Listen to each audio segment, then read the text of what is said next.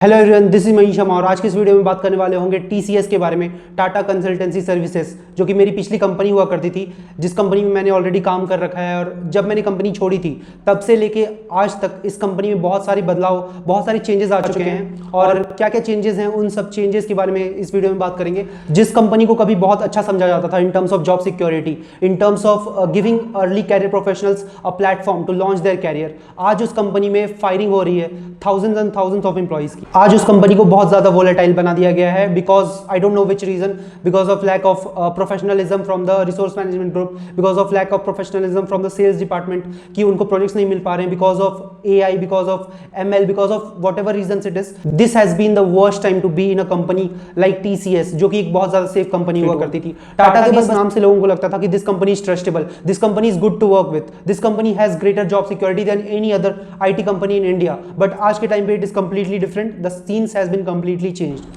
भले ही लोगों को एक स्टेबल इनकम नहीं मिल पाती थी, भले ही टीसीएस का पैकेज कम था, लेकिन एक चीज के लिए टीसीएस बहुत अच्छी थी, जो कि जॉब सिक्योरिटी प्रोवाइड कर पाती थी टीसीएस। लेकिन आज के टाइम पे वो भी अगर टीसीएस से नहीं हो पा रहा है, then what good is left there. तो let us begin this video. लेकिन उससे भी पहले अगर आपने इस चैनल को सब्सक्राइब नहीं किया, then do subscribe to this channel, because in the future also I will bring educational and informative content related to the field of computer science and IT industry. Last month 3-4 लोगों ने मुझसे connect करा था Topmate के through, and all of them being an employ of TCS, they were very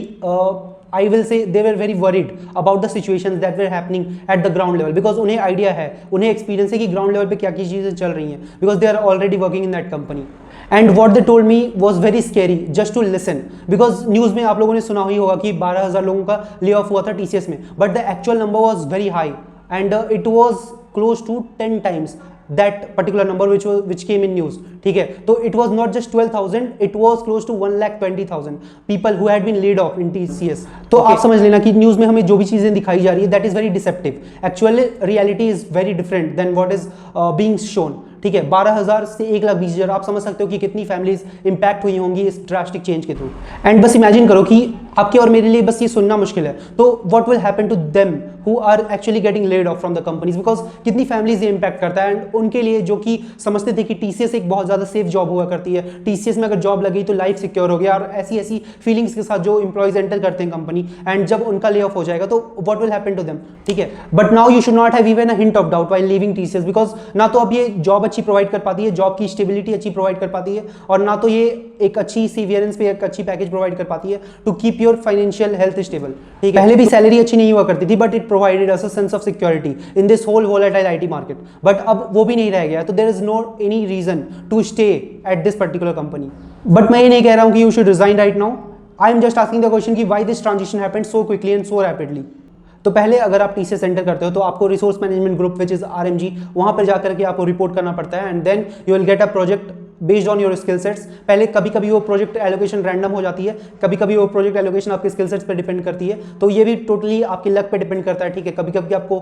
आप as a developer आप enter करते हो, लेकिन आपको कभी कभी क्यूए प्रोजेक्ट में, कभी कभी आपको टेस्टिंग प्रोजेक्ट में आपको डाल दिया जाता है, कभी कभी आपको सपोर्ट के प्रोजेक्ट में डाल दिया जाता है, only because there is requirement in that project and they do not care sometimes कि which skills you take, which skills you have। तो जब आपने कंपनी ज्वाइन करा एंड जब आपको प्रोजेक्ट मिला, उन दो पर्टिकुलर पॉइंट ऑफ टाइम के बीच में जो भी आपने टाइम बिताया उस कंपनी में, that is called bench period. ठीक है, तो इस बीच में आप आरएमजी को रिपोर्ट कर रहे होते हो, एंड आरएमजी आपको प्रोजेक्ट मैनेजर्स के थ्रू आपका कनेक्शन करवा रही होती है ताकि आपको प्रोजेक्ट मिल जाए। लेकिन जब तक आपको नहीं मिलता तब तक आप बेंच पे रहते हो, and this bench period can be as long as 1 month, 2 month, even I have seen people, I have talked to people who were at my time, they were in bench for at least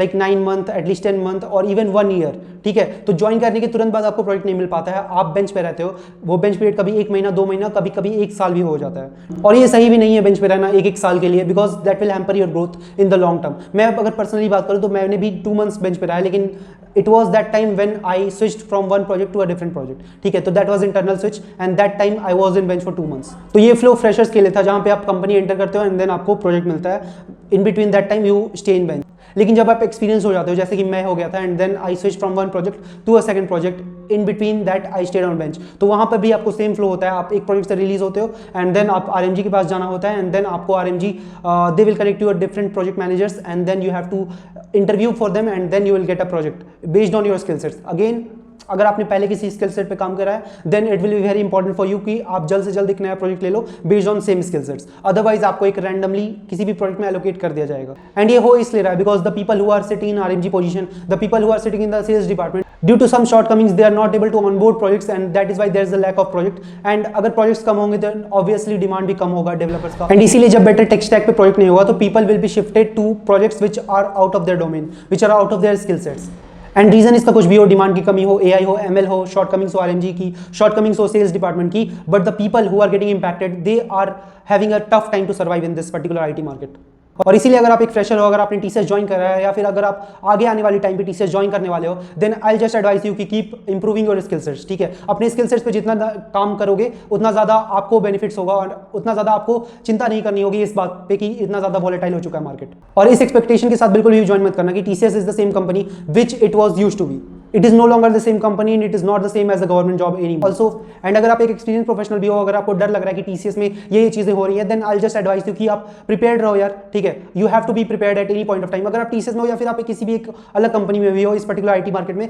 you have to be prepared. ठीक है, क्योंकि आज के time पे companies no longer offer job security, they just offer skill security. And video end करने के time पे आज मैं कुछ नहीं बोलने वाला हूं, आज you have to tell me in the comment box कि how this transition happened from one of the safest work place to work in India to one of the most volatile work place to work in the same country.